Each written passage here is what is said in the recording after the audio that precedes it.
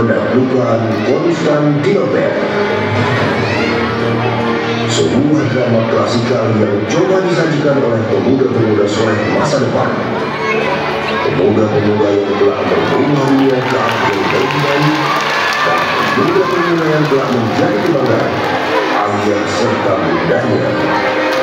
Inilah dia, Ananda Klasika Putra, SDIP Lukmanul Hakim.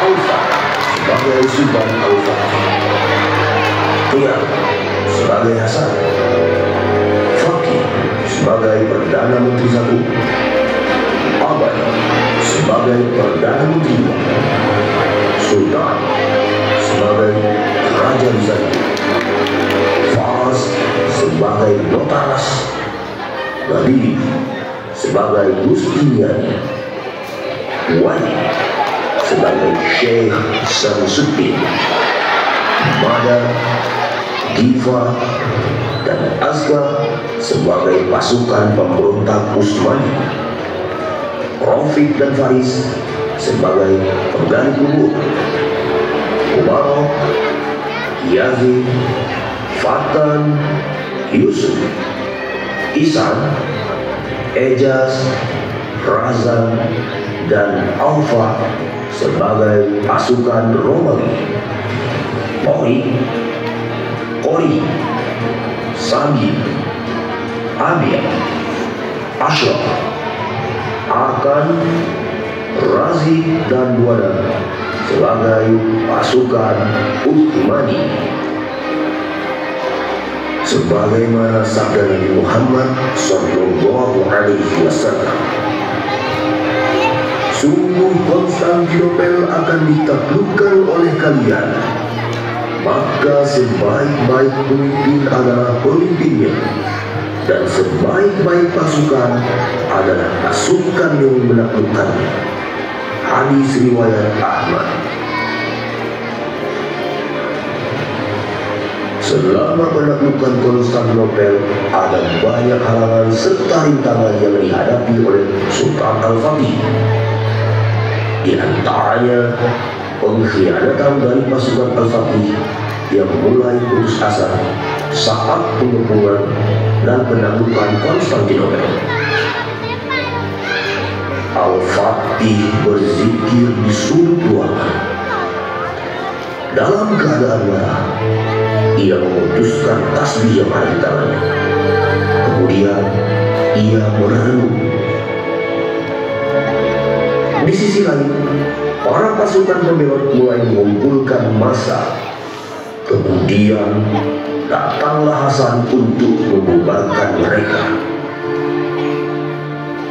Pasukan Hungaria telah berkumpul. Mereka bisa tiba kapan saja. Itu benar. Jika mereka tiba, matilah kita semua. Sultan kita tidak meninggalkan kemahnya. Sultan kita buta. Dengan cara apapun kita takkan bisa menembus tembok itu.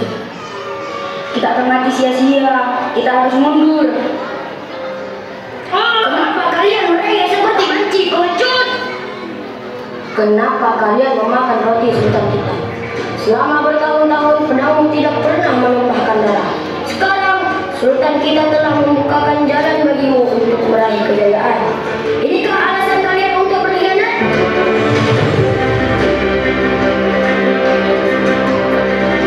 Apa bertempur selama 40 hari itu tidak ada artinya bagimu? Diam! Apakah kelompok pengecut seperti kalian bisa memulai pemberontakan? Jaga mulutmu. Jika di sini ada geng-geroknya, itu pasti adalah kau.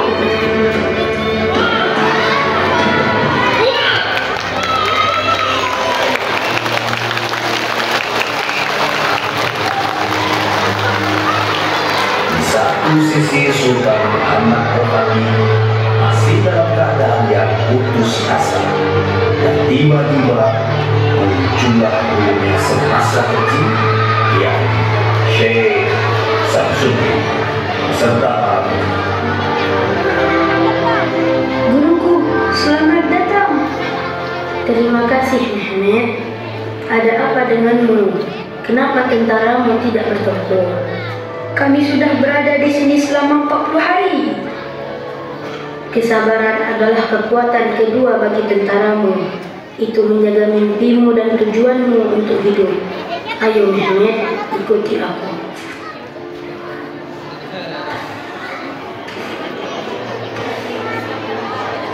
Sebelum aku datang kemari, aku berdoa selama 3 malam memohon petunjuk kepada Allah untuk melihat apakah ekspedisi ini ditakdirkan baik atau buruk. Alhamdulillah, aku mendapatkan jawaban atas pertanyaanku. Aku melihat Abu Ayyub Al-Ansari. Ia berkata, tunjukkan makamku kepada Al-Fatih. Katakan kenapa aku dimakamkan dekat dengan tembok ini.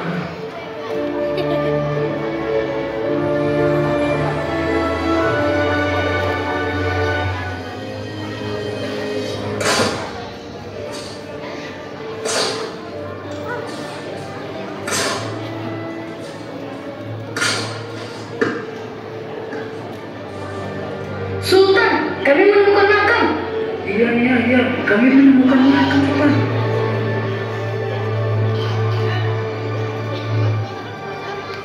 Seperti yang kau ketahui, Abu Ayyub ikut serta dalam pengepungan Konstantinopel bersama pasukan Islam. Dia tidak meninggalkan tembok tersebut hingga akhir hayatnya, dan dia tidak sepertimu, dia tua dan sakit-sakitan.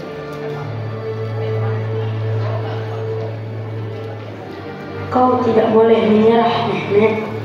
Kau datang kemari untuk menjadi komandan yang diwartakan itu.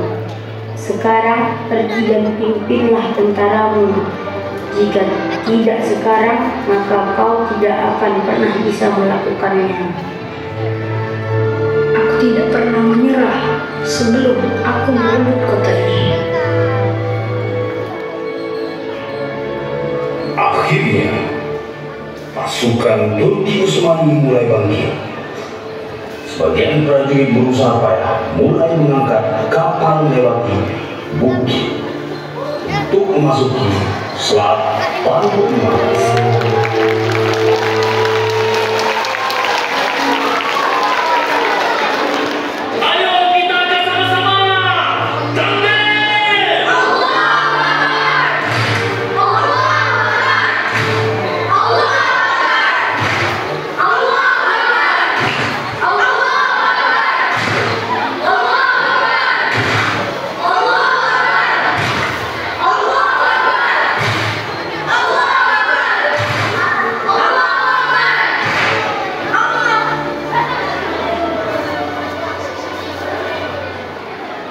Di istana Konstantinopel, Raja Bizantium mulai khawatir dan memanggil para panglima untuk membahas situasi Konstantinopel terkini.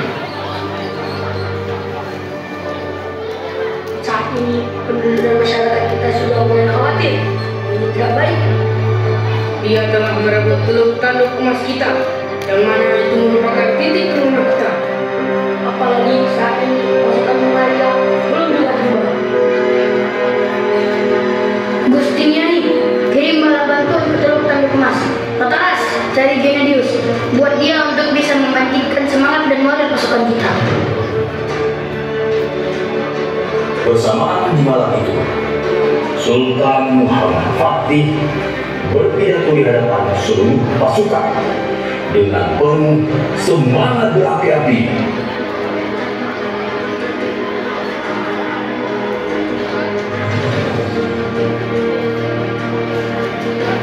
Tentaraku, kita memiliki sejarah yang penuh kejayaan. Kita banyak menaklukkan benteng dan kota yang kuat. Kita melintasi gunung-gunung mereka. Kita patahkan tombak-tombak mereka. Kita patahkan bendera mereka yang mereka tancapkan dengan penuh kesombongan. Kita